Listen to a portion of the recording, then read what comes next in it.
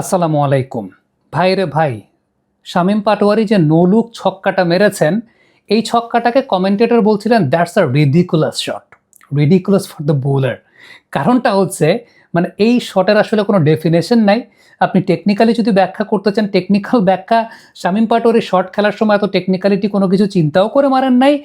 এইটা in a flash শটটা ঘটেছে এবং আল্টিমেটলি তার বডিটা রিয়্যাক্ট করেছে। আমার কাছে মনে হয় যে that is the beauty of Shamim Patwari, যেখানে আসলে আউট অফ গ্রামার তিনি ক্রিকেটটাকে খেলতে পারেন এবং আউট অফ গ্রামার এই ধরনের ইম্প্রোভাইজিং শট তিনি খেলতে পারেন, যেগুলো আসলে টি-20 ক্রিকেটের পার্সপেক্টিভে আই প্লিজিং টু সি।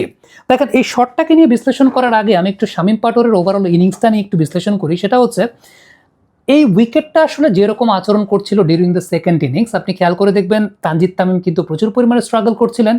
এরপরে তাওহিদকে আমরা সর্বপ্রথম দেখলাম যে ক্রিজের ডেপথটাকে ব্যবহার করে তিনি ব্যাটিং করছিলেন, অর্থাৎ একদম ভেতরে ঢুকে তারপর তিনি ব্যাটিং করছিলেন।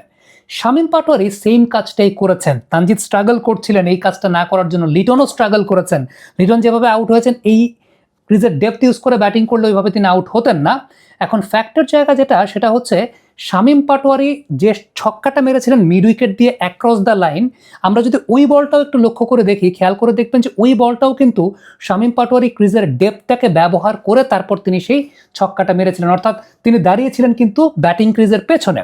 এরপরে তিনি একটা ফ্রি হিট যখন মোকাবেলা করছিলেন, সাইড অ্যাঙ্গেল ভিউ থেকে আপনি আরো ভালো মতো বুঝতে পারবেন যে ক্রিজের ডেপথটাকে ব্যবহার করে তিনি কিভাবে ব্যাটিং করছিলেন। উইকেটের ডিমান্ড অনুযায়ী আজকের দিনটাতে এটা প্রয়োজন ছিল।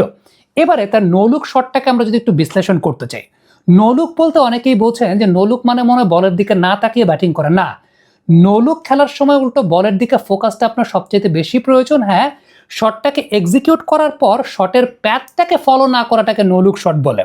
শামীমের এই শটটা যদি লক্ষ্য করে দেখেন, ক্রিজে খুব বেশি মুভমেন্ট ছিল না, বলটা এসেছে এবং আমি যে ফ্রেমটা থেকে আপনাদেরকে দেখাচ্ছি, একদম till the last end, till the last moment he connected to the বল।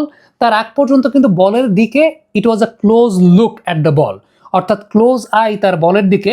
এবং একদম লাস্ট ফ্রেমটা ফ্রিজ যদি আমরা করি, আপনি খেয়াল করে দেখবেন যে একদম লাস্ট ফ্রেমটা পর্যন্ত তিনি বলের দিকে দেখেছেন। হ্যাঁ, after executing the shot properly he was not looking at the path of the ball, যে কোন ডিরেকশনে বলটা যাচ্ছে। That's why this shot is named as no look shot. তবে ইয়াং ক্রিকেটার যারা আছেন তাদেরকে এই ব্যাপারটা বলে নেওয়া ভালো। অনেকে মনে করতে পারেন যে নো লুক শট বলতে হচ্ছে বলের দিকে না তাকিয়ে ব্যাটিং করা। না, বলের দিকে আপনাকে চোখ রাখতে হবে বিফোর এক্সিকিউটিং দ্য শট এবং ওয়াইল এক্সিকিউটিং দ্য শট। এবং এক্ষেত্রে আরও একটা বিষয় খুব ইম্পর্টেন্ট, সেটা হচ্ছে ফ্রন্ট লেগটাকে ক্লিয়ার রাখা। যদি তার সামনের পাটা পেছনের পার সঙ্গে এক্স শেপে বা ক্রস শেপে যেত, অনসাইডে তিনি এরকম শট বা বাহাইন্ড দ্য স্কোয়ার তিনি এরকম শট এক্সিকিউট করতে পারাটা ডিফিকাল্ট হতো তার জন্য। শামীম পাটোয়ারির হেড পজিশনটা ফল করে যায় না, দ্যাট ওয়াজ অ্যানাদার রিজন যে তিনি অ্যাক্রস শেপে যান নাই, সেই জায়গাটা ফ্রন্ট লেগটা ক্লিয়ার ছিল।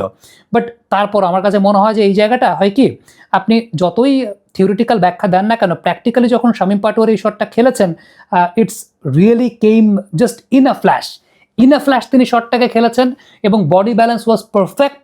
এবং সবচেয়ে ইম্পর্টেন্ট যে ব্যাপারটা আমার কাছে মনে হয়েছে, বলের দিকে চোখটাকে সব সময় রাখা। এবং শামীম পাটোয়ারি এমন একজন ব্যাটসম্যান যিনি হ্যান্ড আই কোঅর্ডিনেশন নির্ভর ক্রিকেটে অনেক বেশি মাত্রায় খেলে থাকেন।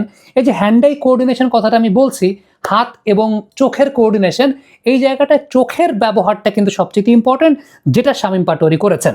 তবে এই ব্যাটিং ইনিংসে আমরা এর আগে আমাদের ম্যাচ পরবর্তী বিশ্লেষণে ওই কথাটা বলেছি, সেটা হচ্ছে যে ক্রিজের ডেপথটাকে ব্যবহার করে ব্যাটিং করার যে জায়গাটা, এই জায়গাটাই কিন্তু এই ইনিংসের সবচেয়ে বড় কি ফিচার ছিল, যেটা সত্যিকার অর্থে তানজিদ বা লিটন কুমার দাস তারা কিন্তু এইভাবে মেনটেন করতে পারেন নাই। কমেন্ট বক্সে আপনাদের মন্তব্য মতামত জানতে চাই, লিখে পাঠাবেন।